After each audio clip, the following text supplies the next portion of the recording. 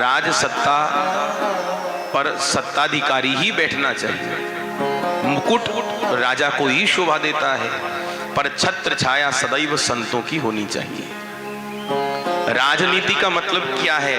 राज्ञः सुष्ठु नीतिर सा राजनीति। राजा की एक जो पवित्र नीति होती है, अच्छी नीति, जिसके द्वारा प्रजा का हित हो, कल्याण हो, राजनीति कहला राज्ञ नीति। दो गद्दियां हैं, एक व्यास गद्दी, एक राजगद्दी। राजगद्दी पर शासक को ही बैठना चाहिए, पर व्यास गद्दी के द्वारा ही राजगद्दी का संचालन होता है, ध्यान रखना। राजगद्दी पर भले ही दशरथ जी बैठते थे, सिंहासन पर दशरथ जी ही बैठते थे, पर गुरुदेव भगवान वशिष्ठ के द्वारा ही राजगद्दी का संचालन किया जाता था। हाँ, तो जो राजगद्दी व्यास गद्दी के अधीनस्थ होकर चलती है, संतों की छत्र छाया में जो राजनीति चलती है, उसी से देश का कल्याण होता है, भला होता है। हमारा ये देश, हमारा ये भारतवर्ष, हाँ, इसी बूते पर जगत गुरु था, जगत गुरु है और जगत गुरु रहेगा। हाँ ठीक है, बीच में जरूर ऐसी आंधियां आई, विधर्मियों के ऐसे जो थपेड़े खाए देश ने, क्या किया जाए, दुर्भाग्य रहा।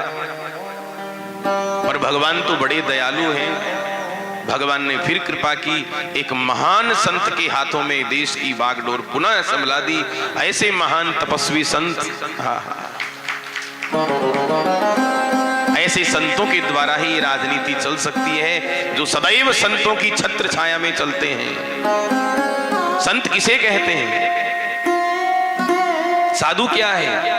जो संसार को तिनके की तरह त्याग दे, जिसकी सारी कामनाएं, आसक्तियां सब छूट चुकी, वो संत।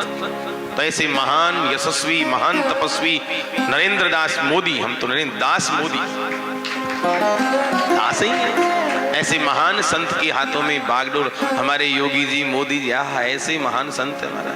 हम कहते हैं कंधे से कंधा मिलाइए, सब खड़े हो जाइए, अपने अस्तित्व को, अपनी संस्कृति को पहचानिए।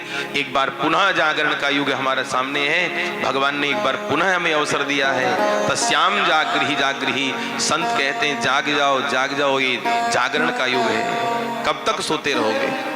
स्वधर्मे निधनम श्रेयः परधर्मो भयावह। अपने धर्म में मरना भी श्रेयस्कर है, अपने धर्म में मर जाओगे। अरे देखो, आपको एक बात बता रहे हैं हम, बहुत सुंदर बात बता रहे हैं, आप सुनेंगे कि हमारे जो संत हैं, ये वर्ण व्यवस्था भी संतों ने नहीं बनाई है, ये वर्ण व्यवस्था भी भगवान के द्वारा बनाई गई है। श्रीमद् भगवद गीता में भगवान श्री कृष्ण कहते हैं, चातुर्वर्ण्यम मया सृष्टम गुण कर्म विभागशः। ये ब्राह्मण, क्षत्रिय, वैश्य, शूद्र, ये चातुर्वर्ण्यम मया सृष्टम, मेरे द्वारा ही सृजित हैं, मेरे द्वारा ही बनाए गए हैं। तो एक ही वर्ण व्यवस्था हमारे महापुरुषों ने की है, हमारे संतों ने वर्ण भेद नहीं किया।